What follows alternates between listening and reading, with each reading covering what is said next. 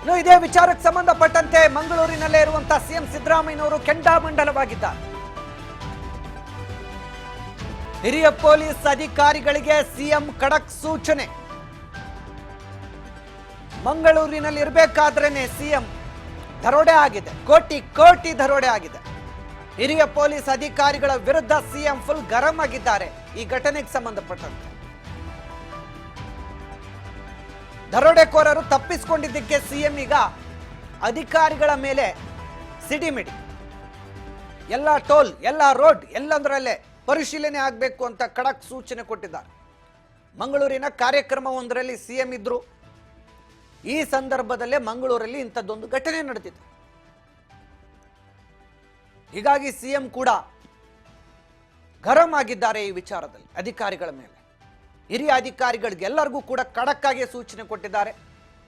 ಹಿರಿಯ ಪೊಲೀಸ್ ಅಧಿಕಾರಿಗಳು ಕೂಡಲೇ ಕ್ರಮ ತೆಗೆದುಕೊಳ್ಬೇಕು, ದರೋಡೆಕೋರರು ತಪ್ಪಿಸಿಕೊಂಡಿದ್ದು ಹೇಗೆ ಅಂತೇಳಿ ಸಿಎಂ ಅಧಿಕಾರಿಗಳ ಮೇಲೆ ಕೆಂಡಾಮಂಡಲವಾಗಿದ್ದಾರೆ.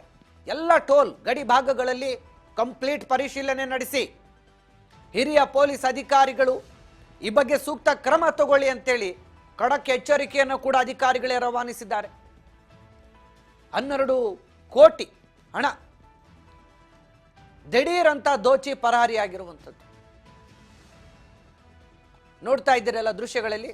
ಕಾರ್ ಅಲ್ಲೇ ನಿಂತಿತ್ತು, ಬಂದು ಆ ದರೋಡೆಕಾರರು ತುಂಬ್ಕೊಂಡ್ಬಂದಂಥ ಬ್ಯಾಗನ್ನು ತುಂಬಿಸ್ತಾ ಇದ್ದಾರೆ. ಕಾರಿಗೆ ತುಂಬಿಕೊಂಡು ರಾಜಾರೋಷವಾಗಿ ಹೋಗ್ತಾರೆ. ಆಡು ಹಗಲೇ ನಡೆದಿರುವಂಥ ಘಟನೆ ಇದು, ರಾತ್ರಿ ಅಲ್ಲ ನೋಡಿ. 1 ಗಂಟೆ 15 ನಿಮಿಷಕ್ಕೆ, ಇವಾಗ 5 ಗಂಟೆ 8 ನಿಮಿಷ, ಇವತ್ತೇ ನಡೆದಿರೋ ಘಟನೆ ಅದು. 1 ಗಂಟೆ 15 ನಿಮಿಷಕ್ಕೆ ನಡೆದಿದೆ. ಮಧ್ಯಾಹ್ನ ಮಧ್ಯಾಹ್ನ 1 ಗಂಟೆ ಸಮಯದಲ್ಲಿ ಹೀಗೆ ದರೋಡೆಕೋರರು ಯಾವ ರೀತಿ ಬಂದು ಕಾರ್ ಹತ್ಕೊಂಡು ಪರಾರಿ ಆಗ್ತಾರೆ ನೋಡಿ. ಅಲ್ಲಿ ಬಹಳ ಸಲೀಸಾಗೆ ಬರ್ತಾರೆ, ಅಷ್ಟೇ ನಿಧಾನಕ್ಕೆ ತುಂಬ್ಕೊಂಡು ಹೋಗ್ತಾರೇನೆ ಇರ್ತಾರೆ ನೋಡಿ. ಬ್ಯಾಂಕ್ ಒಳಗಡೆ ದೋಚ್ಕೊಂಡು ಬರೋರು ಅವಿಷ್ಟು ಜನ. ಒಬ್ಬನಲ್ಲೇ ಕಾರಲ್ಲಿ ಕೂತಿರ್ತಾನೆ, ಕಾರ್ ತಗೊಂಬಂದು ಇಲ್ಲಿ ಸೈಡ್ಗೆ ಹಾಕ್ತಾನೆ, ಅವ್ರನ್ನ ಹತ್ತಿಸ್ಕೊಳ್ತಾನೆ, ಸಿಂಪಲ್ ಆಗಿ ಹೊರಟೋಗ್ತಾನೆ. ಬ್ಯಾಂಕಿಗೆ ಬಂದು ದುಡ್ಡು ಡ್ರಾ ಮಾಡ್ಕೊಂಡು ಹೋಗ್ತಾರಲ್ಲ, ಹಂಗೆ ಹೋಗ್ತಿದ್ದಾರೆ ಆರಾಮಾಗಿ ರಾಜಾರೋಷವಾಗಿ, ಯಾವುದೇ ಭಯ ಇಲ್ಲ.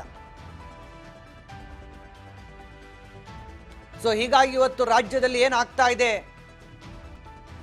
ಅನ್ನುವಂಥ ಆತಂಕ ಕೂಡ ಜನಸಾಮಾನ್ಯರಲ್ಲಿ ಕಾಡ್ತಾ ಇದೆ. ಬ್ಯಾಂಕಲ್ಲಿರೋ ದುಡ್ಡೇ ಸೇಫ್ ಅಲ್ಲ ಅಂತಂದ್ರೆ ಮನೇಲಿರೋ ದುಡ್ಡು ಎಷ್ಟರ ಮಟ್ಟಿಗೆ ಸೇಫ್ ಆಗಾದ್ರೆ?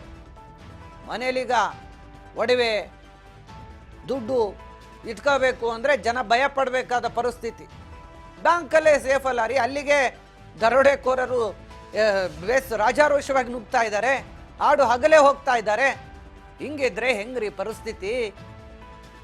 ಯಾರಿಗೂ ಯಾರ ಭಯನೂ ಇಲ್ಲ, ಯಾರು ಹೆಂಗ್ ಬೇಕಾದರೂ ರಾಜಾರೋಷವಾಗಿ ಇವತ್ತು ದಾಂಧಲೆಗಳನ್ನು ಮಾಡಬಹುದು ಅನ್ನುವ ಪರಿಸ್ಥಿತಿ ನಿರ್ಮಾಣ ಆಗ್ತಾ ಇದೆ. ಎಲ್ಲಿಗೆ ಬರ್ತಾ ಇದೆ ಸಮಾಜದ ವ್ಯವಸ್ಥೆ? ದುಡ್ಡು, ನಗದು, ನಾಣ್ಯಗಳನ್ನು ದೋಚ್ತಾ ಇದ್ದಾರೆ. ಪ್ರಾಣ ತೆಗೆಯಕ್ಕೂ ಲೆಕ್ಕಿಸ್ತಿಲ್ಲ. ನಡು ರಸ್ತೆಯಲ್ಲೇ ಧನ್ ಧನ್ ಧನ್ ಧನ್ ಅಂತೇಳಿ ಸಿನಿಮಾ ಸ್ಟೈಲಲ್ಲಿ ಸುಟ್ಟಾಕ್ ಹೋದ್ರು ಬೀದರ್ನಲ್ಲಿ. ಅಮಾಯಕ ಜೀವಗಳು ಬಲಿಯಾಯಿತು. ಇವತ್ತು ಬ್ಯಾಂಕ್ ಒಳಗಡೆನೆ ನುಗ್ಗಿದ್ದಾರೆ. ಬ್ಯಾಂಕಿಗೆ ನುಗ್ಗಿದ್ರು 5 ಜನ ಖತರ್ನಾಕ್ ಕಳ್ಳರು. ಪಕ್ಕಾ ಪ್ಲಾನ್ ಮಾಡಿದ್ದಾರೆ ಈ ಕಳ್ಳರು. ಕನ್ನಡದಲ್ಲೇ ಮಾತಾಡ್ತಿದ್ರಂತೆ ದರೋಡೆ ಗ್ಯಾಂಗ್. ಯಾರೋ ಎಲ್ಲೋ ಬೇರೆಯವರಲ್ಲ, ಕನ್ನಡಿಗರೇ. ಫಿಯೇಟ್ ಕಾರ್ನಲ್ಲಿ ಬಂದಿದ್ರು.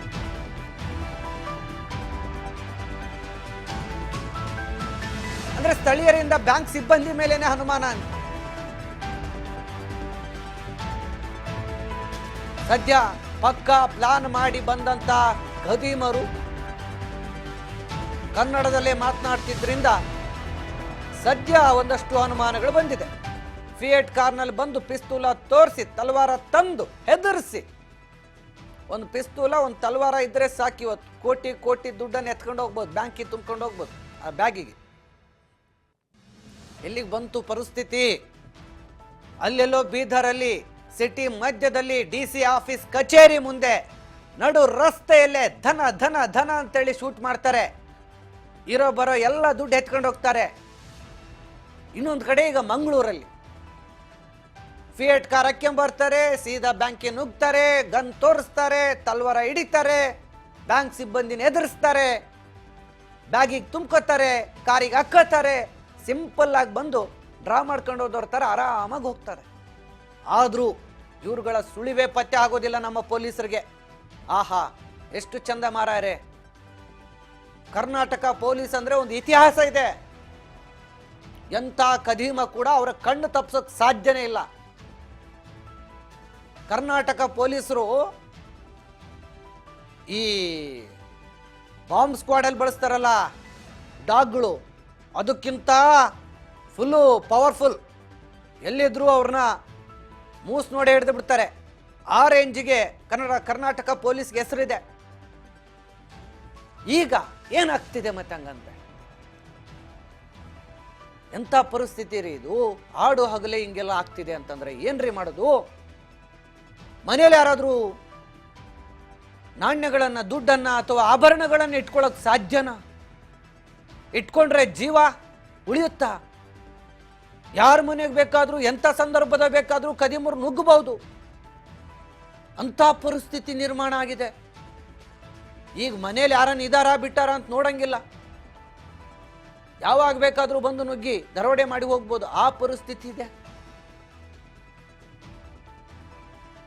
ಸದ್ಯ.